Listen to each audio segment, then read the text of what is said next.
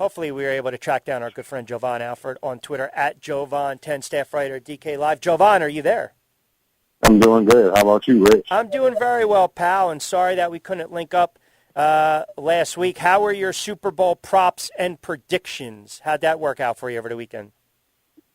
Worked out pretty well. I kind of figured the Rams was going to get the money line and the Bengals were going to cover. Figured that, and then, nice to see T. Higgins find his way into the end zone. I just didn't see no possible way that he go the entire postseason without any touchdown scored. Yeah, he couldn't get 5 catches, in the biggest game. He couldn't get 5 catches, though? He had to get 4? I mean, hey, that's how a cookie crumbles. Yeah, it does. What'd you think of that play calling, that last series by Cincinnati? I was a little surprised their selection on who to give the ball to in short yardage situation. Yeah, I think Zach Taylor tailored in that moment. Like, you could tell Joe Burrow was hurt just based off the play calling, with them going, with the short passes, running plays, and then to put Samaje Perine in that position instead of Joe Mixon, who's been one of the better running backs this entire season, and not have him on the field, just a bad state of affairs. And you also, again, you got to look at the offensive line for the Bengals. They struggled this entire postseason, and it reared its ugly head in the moments that they didn't need it to. Yeah. I thought the game was okay. I didn't think it was a great game, to be quite honest with you. And then finally, look, Matt Stafford made the play when he needed to make the play to Cooper Kupp. Yeah, the officials missed some plays, but it worked both ways.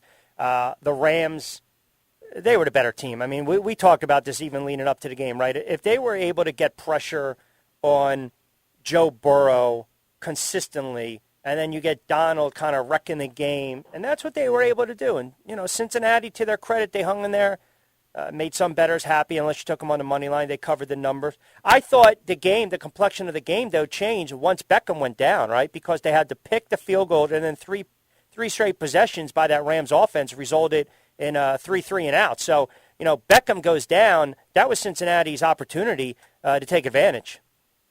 Oh, yeah, 100%. Like you said, when Beckham goes down, the whole momentum just completely swung, because at that point, you're thinking, the Rams might end up running away with this game.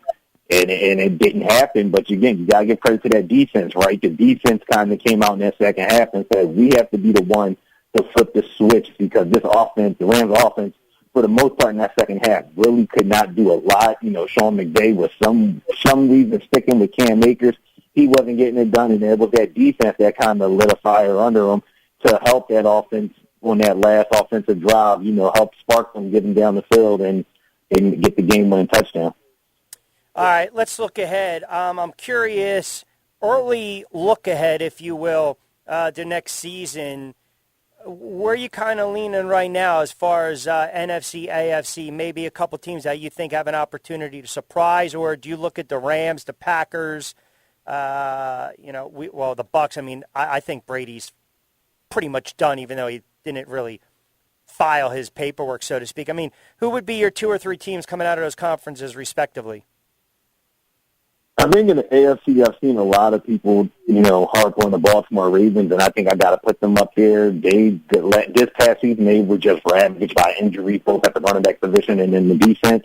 I think with a healthy Ravens team, with, a better defense, better defensive coordinator, I think they can really turn some things around and really, make a run in the AFC like we've been thinking they should have been doing the last few seasons. So I got to leave right there with the Ravens. NFC is really hard to tell, right, because we can go with the Cowboys, but we can't really count on the Cowboys to do anything. And then the Niners, we know that they're good, but are the Niners confident that Trey Lance can lead them to that next step where they need to go?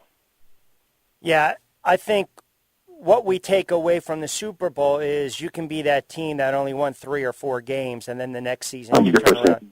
Yeah, you win 10, 11 games. You make a move. That's what I took away, right? You can be Cincinnati. There can be a team next year that's 6-11, 5-12, and then boom, they turn around and they're in the Super Bowl next year. Yeah, it can definitely happen. I'm trying to remember off the top of my head who was in that 6-win range, and I can't really think of no teams off the head. But like you said, and also Cincinnati proved what you can do when you draft well, right? they drafted well at specific positions, and it paid off, and then they were able to plug in the holes that they needed to plug in, with, some quality key veterans, except Eli Apple. And, they were able to kind of parlay that and take that run, towards the Super Bowl. It's all about getting in the postseason. If you can get hot, I think the Bengals proved that too. If you get hot, then the sky's the limit.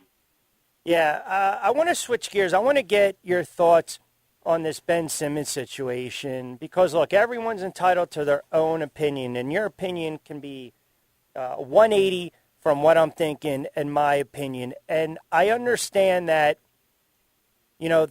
when you get into mental health, I can't tell you, Jovan, you're not allowed to feel this way. But I'm certainly, I can't have national outlets like, say, ESPN basically saying an entire fan base wrote him out of town. I mean, we mentioned Brooks and Lane Johnson. And I actually, let's not forget about Sean Andrews, too, right? When he was with the Eagles, he admitted he needed someone to talk with and sought some help. So I think the fan base would have absolutely just fell in love with this kid if he didn't act like a spoiled child in the sandbox and put the work in. Like everything I'm hearing and everything I've listened to regarding Simmons and read and watched and the body language and the comments, this is my opinion. You might say, look, man, I respect your opinion, but I disagree, and that's okay. I believe this kid flat out quit.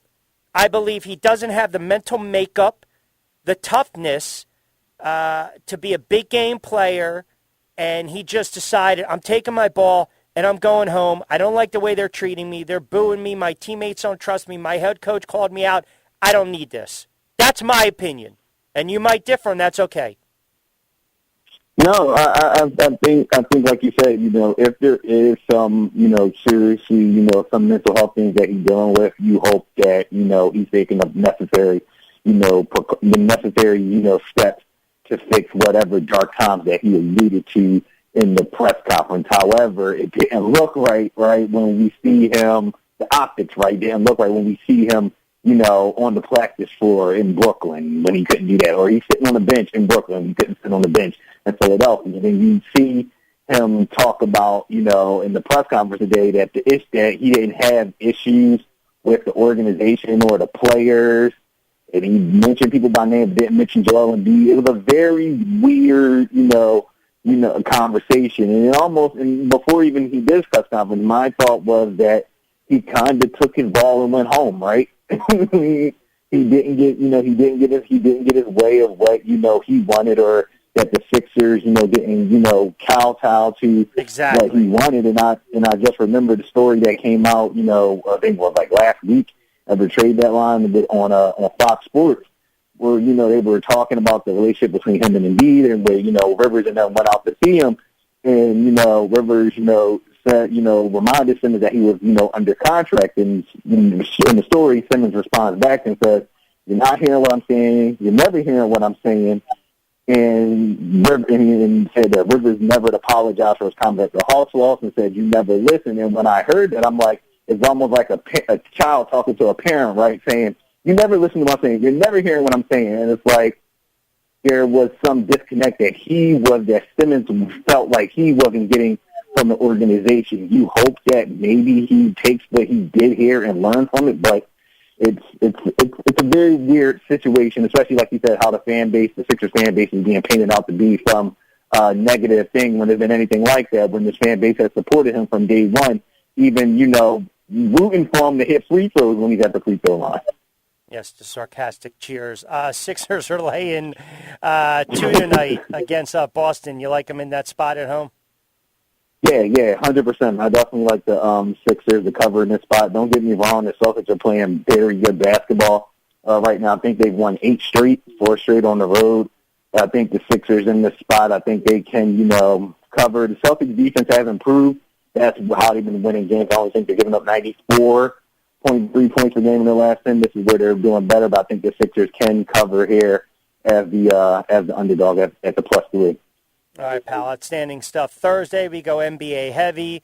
Maybe we'll sneak in a little college hoops as well, whatever wets the whistle, but we'll do it again Thursday at 5:05. Always appreciate a couple moments, Jovan. Hey, I appreciate it. Thank you. All right, my guy, our guy. There you have it, Jovan Alford. Quick timeout. Lloyd Vance on the other side. We got a lot of tweets rolling in. We'll get to them.